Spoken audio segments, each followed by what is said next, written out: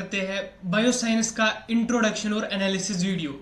सबसे पहले हम ये देखेंगे कि आईएनसी के तहत बायोसाइंस यानी एनाटॉमी, फिजियोलॉजी और माइक्रोबायोलॉजी की कितनी वेटेज है। अगर आप यहाँ पे देख सकते हो जो टोटल मार्क्स आते हैं एनाटॉमी, फिजियोलॉजी और माइक्रोबायोलॉजी में वो 100 होते हैं। ठीक है, तो अगर हम अलग से यहाँ पे देखेंगे एनाटॉमी और फिजियोलॉजी की जो एग्जाम वेटेज है वो 65% है और माइक्रोबायोलॉजी की जो एग्जाम वेटेज है वो 35% है। ठीक है, लेकिन नर्सिंगेल एकेडमी ने जो 15 सालों के जो प्रश्न जो क्वेश्चंस की जो एनालिसिस की है उसके तहत अगर हम देखेंगे एनाटॉमी और फिजियोलॉजी की जो वेटेज है वो 83% है और माइक्रोबायोलॉजी की 17%। यानी एनाटॉमी और फिजियोलॉजी बहुत ही महत्वपूर्ण सब्जेक्ट है। यहाँ पे अगर कोई सिर्फ एनाटॉमी और फिजियोलॉजी पढ़ेगा तो उसको 83% मार्क्स मिल सकते हैं आराम से। तो अब हम यहाँ पे एनाटॉमी और फिजियोलॉजी में कौन कौन से यूनिट्स आते हैं और कौन कौन से इंपॉर्टेंट यूनिट्स है ताकि जो स्टूडेंट्स है ताकि वो सिर्फ वो इंपॉर्टेंट यूनिट्स पढ़ के अच्छे मार्क्स ले सके। तो यहाँ पे आप देख सकते हो जो यूनिट नंबर 1 है एनाटॉमी और फिजियोलॉजी का वो है introduction to anatomical terms and organisation of the human body. दूसरा जो यूनिट है introduction to the detailed structure of body. तीसरा ब्लड। चौथा the circulatory system. Fifth the lymphatic system. Sixth respiratory system. Seventh the digestive system. Eighth the excretory system. Ninth the endocrine system. 10th the reproductive system, 11th the nervous system, 12th the sense organs, 13th the skeleton, 14th the muscular system। तो ये 14 units आते हैं anatomy और physiology में। अब नर्सिंगेल academy ने जो 15 सालों के जो पेपर्स है उन्हीं की एनालिसिस करके ये देखा कि ये जो यूनिट्स यहाँ पे हाईलाइट किए गए हैं आप यहाँ पे देख सकते हो जो टॉप 2 यूनिट्स है यानी द सर्कुलेटरी सिस्टम जिसकी वेटेज और जिसकी इम्पोर्टेंस 11.5% है और द स्केलेटन सिस्टम जिसकी भी वेटेज 11.5 11.5% है।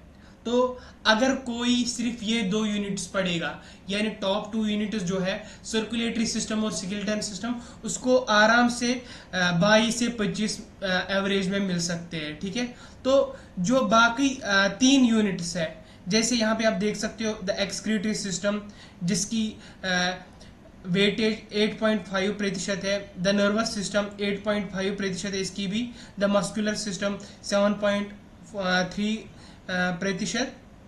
तो ये 3 यूनिट्स पढ़ के भी आपको 22 to 23 मार्क्स मिल सकते हैं। ठीक है, तो जो बाकी अगर कोई जो टॉप 5 यूनिट्स है यहाँ पे आप देख सकते हो टॉप 5 यूनिट्स में से आप आराम से 50% यानी 50% मार्क्स ले सकते हो। तो आप इसके बाद हम देखेंगे माइक्रोबायोलॉजी। माइक्रोबायोलॉजी में यहाँ पे आप देख सकते हो इसमें टोटल 6 यूनिट्स आते हैं जैसे introduction, micro organisms, infection and it's transmission, immunity, control and destruction of microbes. ठीक है, वेरी गुड। तो यहाँ पे आप देख सकते हो कि जो माइक्रोबायोलॉजी की वेटेज है वो बहुत ही कम है as compare to anatomy and physiology. तो जो यहाँ पे 2 टॉप यूनिट्स है जो कि यहाँ पे हाईलाइट किए गए हैं जैसे control and destruction of microbes और इन्फेक्शन एंड ट्रांसमिशन जिसकी 6 और 4% वेटेज है। यहाँ पे आप देख सकते हो control and destruction of microbes की जो मार्क्स है 6% इसकी इंपॉर्टेंस है और इन्फेक्शन एंड ट्रांसमिशन की इंपॉर्टेंस 4% है।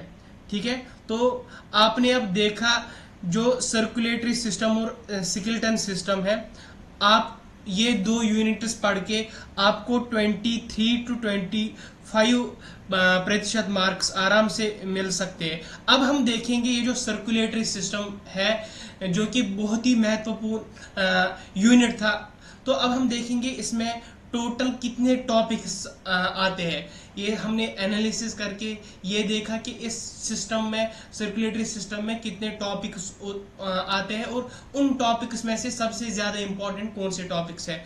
तो एनालिसिस करके हमें ये पता चला कि इसमें टोटल 5 टॉपिक्स है। जैसे आप यहाँ पे देख सकते हो, blood vessels, cardiac cycle, cardiovascular system and types of circulation, conducting system, structure and layers of heart. ये 5 टॉपिक्स आते हैं बायोसाइंस में, ठीक है।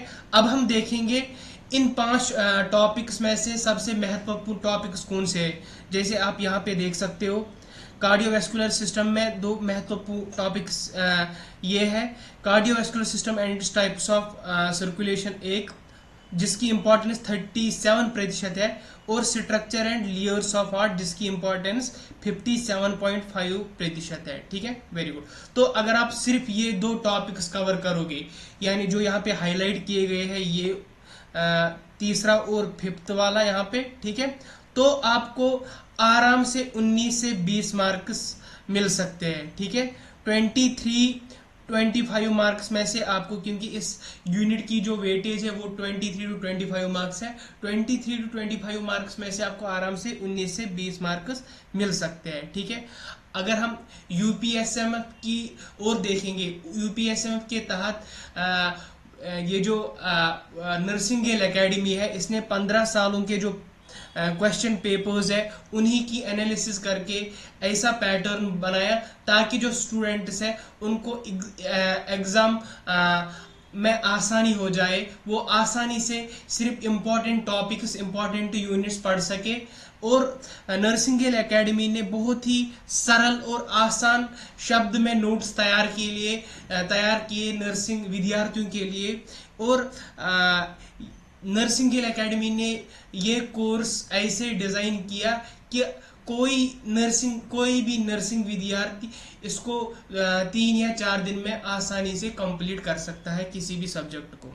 तो ऐसे ही जैसे आपने यूपर देखा कि कौन सा यूनिट इम्पॉर्टेंट और उस यूनिट में कौन से इम्पॉर्टेंट क्वेश्चन्स आते हैं, इम्पॉर्टेंट टॉपिक्स आते हैं, ऐसे ही हमने पूरे जो यूनिट्स है उसकी एनालिसिस की है। ऐसे ही जैसे यहाँ पे आप देख सकते हो कौन सा क्वेश्चन किस ईयर में आया है, जैसे 2011, 10, 12, और क्वेश्चंस कितने होते हैं। जैसे ये इसमें मोर देन 300 क्वेश्चंस है इस एनाटॉमी, फिजियोलॉजी और माइक्रोबायोलॉजी में, और क्वेश्चन टाइप कौन सा है और मार्क्स कितने हैं और किस यूनिट से वो क्वेश्चंस आए हुए हैं, और यूनिट में भी हमने वो टॉपिक्स में डिवाइड किए ताकि आपको आसानी हो जाए, आप आराम से वही क्वेश्चंस, वही टॉपिक्स पढ़े जिससे आप आसानी से एग्जाम में पास हो जाए। जैसे आप यहाँ पे ओवरव्यू देख रहे हो सारे यूनिट्स, ऐसे ही हमने पूरे यूनिट्स, पूरे जो प्रश्न है उनको ऐसे ही डिवाइड किया है, ठीक है।